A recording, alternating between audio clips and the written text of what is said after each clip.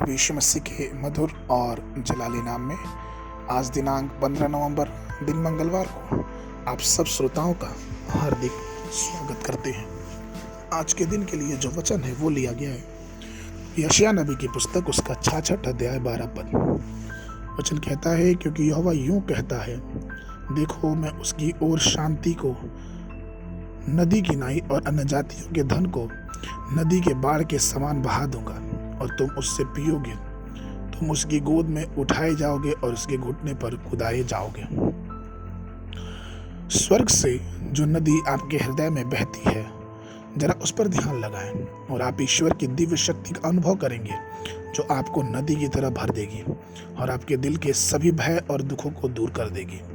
दिल की थकान आज की सबसे बड़ी बीमारी है जिससे अधिकांश लोग पीड़ित हैं।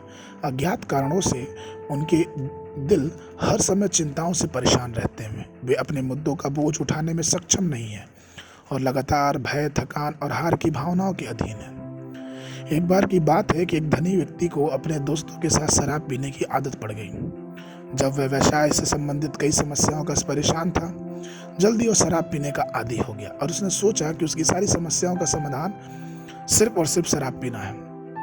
और एक दिन प्रभु ने उसे उस अवस्था में छुआ और उससे यीशु मसीह को अपना प्रभु और उद्धारकर्ता के रूप में स्वीकार कर लिया। उसे महसूस हुआ कि प्रभु उससे प्रेम करता है और उसके जीवन से प्रेम की नदी जो कि बहुतायत की है बहने लगी।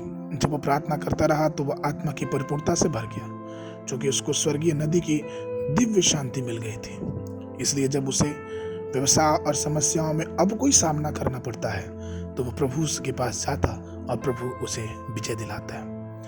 एक बार एक और गवाही है कि एक भाई था जिसको अपनी सारी चिंताओं को भूलने के लिए नींद की गोलियां खानी पड़ी और ऐसा करते करते वो एक ऐसे समय में पहुंच गया कि जहां उसे अब सिर्फ और सिर्फ नींद की गोलियों की वजह से ही शांति मिलती। और किसी उसके मित्र ने सलाह दिया कि ये सब क्या कर रहे हो, प्रभु के पास तुम आओ और प्रभु से अपनी सारी बातें कहो, वो तुम्हें शांति देगा। कई बार बोलने के बाद एक बार वो मनुष्य एक बार प्रभु के पास आया और उसने सारी बातें प्रभु के सामने सच्चे हृदय से कह डाली। और प्रियो, उस मनुष्य की गवाही है कि जब उसने प्रभु से अपनी सारी बातें कही, प्रभु ने उसे असीम शांति दी और वो शांति ऐसी थी जो संसार में या फिर नींद की गोलियों में कभी नहीं पाया। हमारे प्रभु यीशु मसीह शांति का राजकुमार है। वह शांति का परमेश्वर भी है, जैसा कि रोमियो की पुस्तक उसके 15 के 33 में लिखा हुआ है। वचन ये कहता है यशायाह नबी की पुस्तक और उसके 26 के 3 पद में कि जिसका मन मुझ में धीरज धरे और उसकी पूर्ण शक्ति के साथ रक्षा करता है, यहोवा बहुत तुझ पर भरोसा रखता है।